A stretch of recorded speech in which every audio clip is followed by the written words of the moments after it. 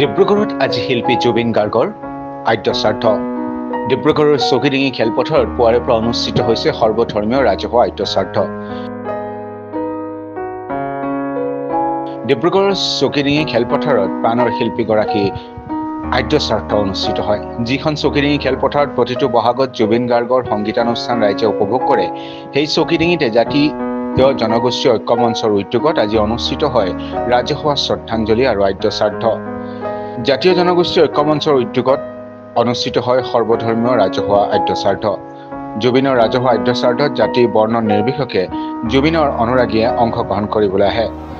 প্ৰিয় শিল্পীগৰাকীৰ আদ্য শ্ৰাদ্ধ চৰকাৰীভাৱে অনুষ্ঠিত কৰাৰ পাছতো বিভিন্ন দল সংগঠন অনুষ্ঠান প্ৰতিষ্ঠানে জুবিনৰ মৃত্যুৰ ন্যায় আৰু আত্মাৰ সদগতি কামনা কৰে।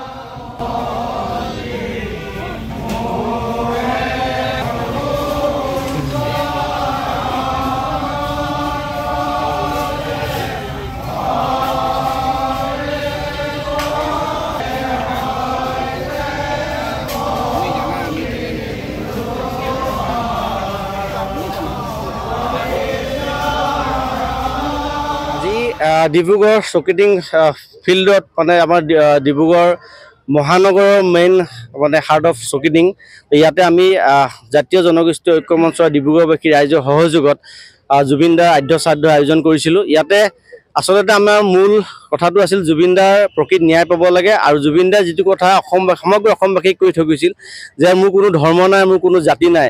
সেই গতিকে আজি চকিডিং ফিল্ডত এই পবিত্ৰ মঞ্চত জুবিন দাই এইডোখৰ জেগাতে আহি জুবিন দাই বহু বিহু সন্মিলন ইয়াতে তেখেতে গীত পৰিৱেশন কৰি গ'ল, বহুতো কথা তেখেতে কৈ গ'ল। আচলতে সেই কথা আচলতে হৃদয়গত কৰি আজি আচলতে আমি দেখা পাইছোঁ যে ইয়াতে হিন্দু, মুছলমান, খ্ৰীষ্টান, পাঞ্জাবী, আপোনাৰ মাৰোৱাৰী সমাজ, বেংগলী সমাজ, যিমান সমাজবিলাক আছে আমাৰ টাই, আহোম, মৰাণ, মটক যিমান আছে সকলো মিলি আচলতে আমি একেটা পেণ্ডেলৰ তলত থাকি যে আমি ইয়াত তেখেতৰ যি আদ্য শ্ৰাদ্ধ আমি আয়োজন কৰিব পাৰিছোঁ।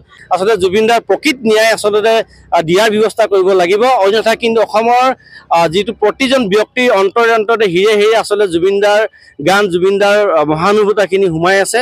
সেই গতিকে যদি তেখেতসকলে জুবিন দাৰ প্ৰকৃত ন্যায় যদি দিব নোৱাৰে, তেতিয়াহ'লে কিন্তু আকৌ অসম জ্বলিব। হয়, আমি সদৌ অসম গৰিয়া জাতীয় পৰিষদ, জিলা সমিতি, ডিব্ৰুগড় জিলা সমিতি, সদৰ আঞ্চলিক সমিতি তথা স্থানীয় আমাৰ ইছলামধৰ্মী আমাৰ ব্যক্তিসকল আছে, আমাৰ মছজিদৰ ইমামসকলো আছে। আমি কেতিয়াও জুবিন গাৰ্গক বেলেগ বুলি ভবা নাই। গোটেই অসমে নালাগে, গোটেই বিশ্বই আজি আমাৰ সকলো চাই আছে। অসমত এজন এনেকুৱা ধৰণৰ মহাপুৰুষ যে আৱিৰ্ভাৱ হৈছিলে, আমি সেইটো নিশ্চয় আমাৰ ৰাইজে অনুভৱ কৰিছে।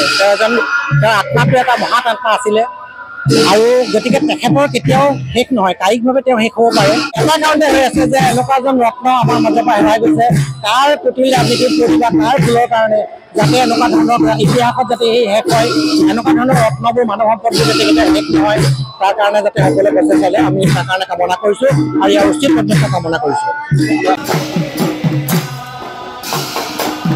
আজি আমি বেংগলী সমাজ তথা আমাৰ সদৌ অসম বাঙালী যুৱ ছাত্ৰ ফেডাৰেশ্যনে আমাৰ তৰফৰ পৰা তেওঁলোকে আমাক নিমন্ত্ৰণ জনাইছে, আৰু নিমন্ত্ৰণ আমি তেওঁ ৰক্ষা কৰি আজি আমি যিখিনি নিয়ম আছে আদ্য শ্ৰাদ্ধৰ নিয়ম, আমি সেইখিনি নিয়ম ইতিমধ্যে আমি সম্পন্ন কৰিছোঁ।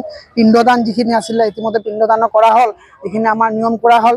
গতিকে আমি তেখেতৰ আজি প্ৰয়াত হৈছে, আমি অতি মানে মৰ্মাহত হৈছোঁ, তেখেত আমাৰ মাজত নাইকিয়া হৈ গ'ল।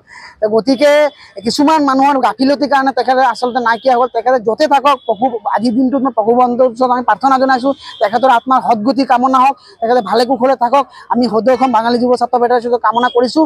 আৰু তেখেতৰ যিসকল ব্যক্তিৰ কাৰণে গাফিলতিৰ কাৰণে তেওঁ আজি প্ৰাণ হেৰুৱাবলগীয়া হৈ গ'ল, আমি চৰকাৰক এইটোৱে আহ্বান কৰিছোঁ, তেওঁলোকে যাতে উচিত কঠোৰ শাস্তি প্ৰদান কৰে, তেওঁ যাতে কোনো আইনৰ সুৰুঙা দি বাচি যাব নোৱাৰে, সেইটো আমি চৰকাৰক এটা আহ্বান কৰিছোঁ।